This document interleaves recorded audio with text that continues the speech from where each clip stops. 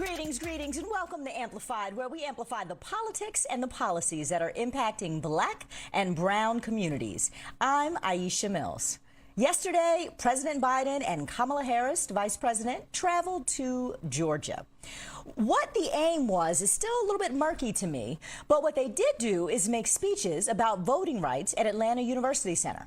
Now, I don't know who that was meant to energize, but it's fair to say that the effort fell a little flat with many in the Black community.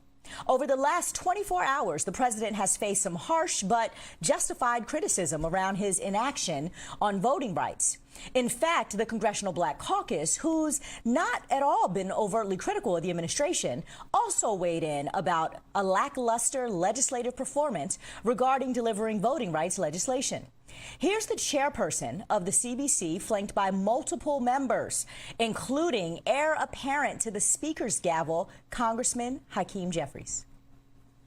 When I think of as a Black woman, I must stand here today before you, asking us to do something that the past 5 presidents have done and 4 white Republican presidents: reauthorize the Voting Rights Act.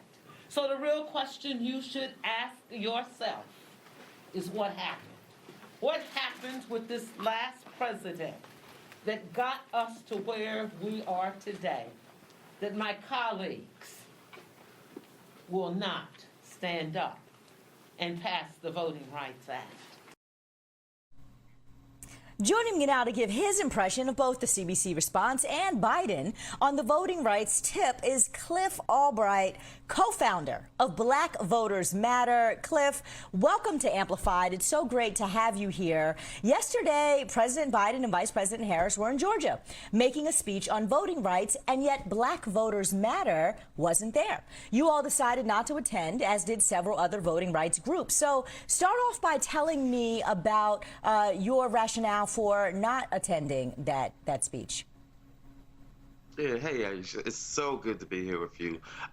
Yeah, I mean, basically, we said that we didn't want to have just another speech, that it was past time for speeches. Nothing wrong with using the presidency as a bully pulpit. We would have loved for him to do so all throughout 2021 on behalf of voting rights. He didn't. And at this point, we just felt like it was no longer the time for a speech, unless that was a speech where he was making a major announcement like, hey, y'all, I've cut a deal with Joe Manchin and we're going to get this done. And I've got it signed in blood, or, some type of guaranteed ironclad contract. But short of that, there wasn't much that we really wanted to hear him say. And if he was going to give a speech, we felt that he should do it in D.C., giving a speech to the Dem caucus. And then, because guess what, if you do it in D.C., then y'all can get motivated and go out and actually vote on something. But doing it in Georgia meant that we actually lost a day of potential legislative action yesterday. So that was kind of our thinking. It wasn't that we hate, people think that we're just hating on the president. No, we actually expect a lot out of him, and that's why we would have preferred that he had chose a different route. But given that he did come, we're glad that he finally did what we've been asking him to do, which is to finally do a unequivocal call for modifying the filibuster on behalf of voting rights. I so appreciate your thinking there about where that call unequivocally to modify the filibuster should have actually been happening, because it seemed like a good amount of pomp and circumstance to be down there with Black folk at the Black University Center in Atlanta, and in the wake literally of the legacy of Congressman John Lewis. Pomp and circumstance, when in fact we know that it is Cinnamon Manchin and others, frankly, in Democratic caucus, that he could have been talking to get something done. I'm curious who this administration is brokering with and talking to, and I'm curious, have you all been talking directly with the administration, and have they been receiving, well, the things that you've had to say? Yeah, I mean, we know that they've been talking a lot to some of the legacy organizations. They've had meetings at the White House where you've had the NAACP, where you've had National Action Network, Legal Defense Fund, our dear friend Melanie Campbell, National Coalition on Black Civic Participation. And those are good organizations, right? but they haven't been quite as open to some of the organizations that have been pushing a little bit harder. Except with the exception of National Coalition on Black Civic Participation. It was actually that organization, along with Congresswoman Beatty. Congresswoman Beatty was the first of the CBC members that got arrested with us at the series of protests we were doing all throughout the summer, fall, and even early winter. But with the exception that they haven't been talking to organizations like us, like Legal Women's Voters, like People for the American Way, like Poor People's Campaign and Reverend Barber, the organizations that have been most vocal at trying to get, and you're seeing images of one of the rallies there, the organizations that have been most aggressive at doing events at the White House, calling on the president to lean into this issue. For some reason, we haven't been getting a lot of those phone calls. But with that said, we have had some conversations. My dear friend, sister comrade, and co-founder Latasha was amongst the group of women that met with the vice president. And we've had some phone conversations and a couple of Zoom conversations, but it hasn't really been substantive, because if they had asked us, we could have told them ahead of time what to do instead of coming to Georgia to deliver that speech. Well, talk to me about what you have called Biden's false hope of getting Republicans, even if just a few, to actually move on voting rights legislation. Yeah, it was kind of a little schizophrenic part of the speech. Good speech, don't get me wrong, but in one stage, the early stage, you had where he was seeming to transition from the Biden who's had this nostalgia for the way things used to be, pre-Trump, as if that was the only problem. And he was pointing out that this is a different group of Republicans, right? But then a little bit later on in his speech, he raises, these 16 Republicans who had been in office in 2006 and actually had voted to authorize the Voting Rights Act. And yet now they're acting like, voting rights is the plague and voter fraud and the big lie and all of that. And there seemed to be this kind of perception that we might be able to, bring them back to their former selves that was once reasonable. If we communicate with them a certain way or work with them a certain way, I don't know.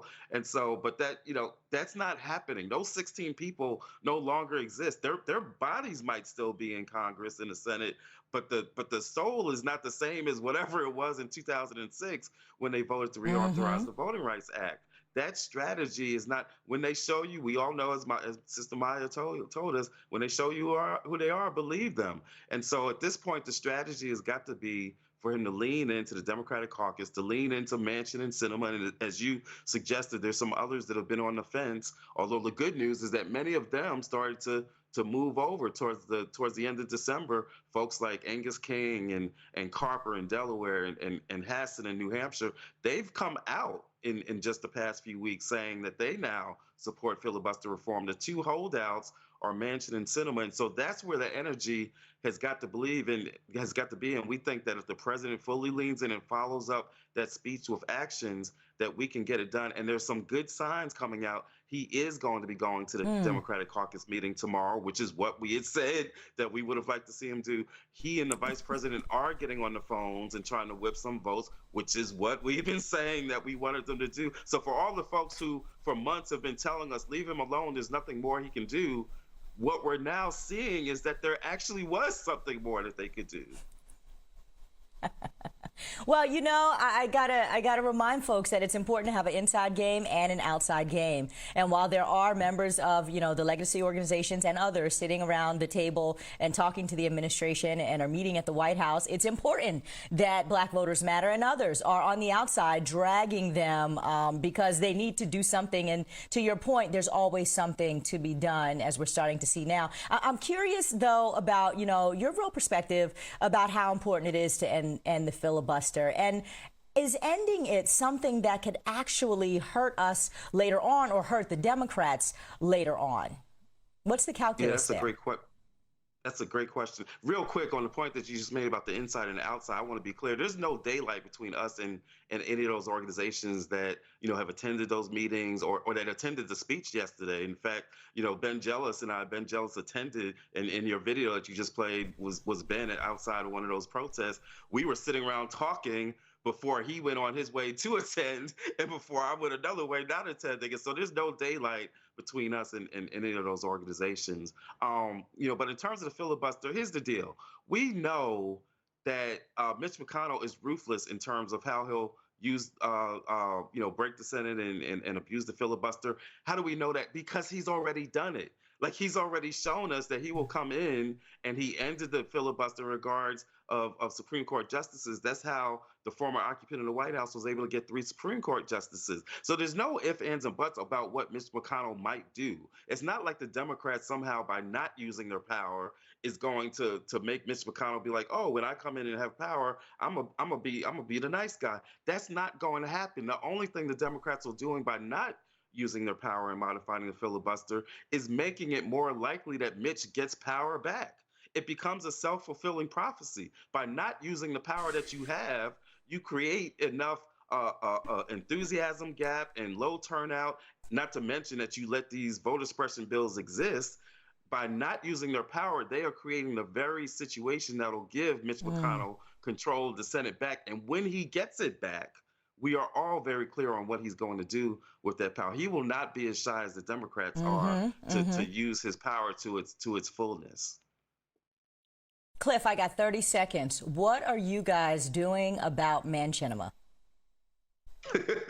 Yes, man, we're still putting pressure on them. In fact, I was just communicating with a partner organization. There's actions that are going to be taking place in West Virginia just this week. We know that we got the MLK Day coming up. No celebration without legislation. That's coming from the family, and so there's some actions being planned for that in particular in D.C. as well as in Arizona, right? And so there's a whole series of actions that are going to be taking place starting Friday till Monday.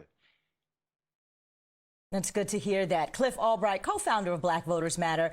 It is so great to have you here on Amplified. I would love to have you back. We are definitely going to continue to follow your work and track all of this voting rights stuff. Thank you so much. Thank you.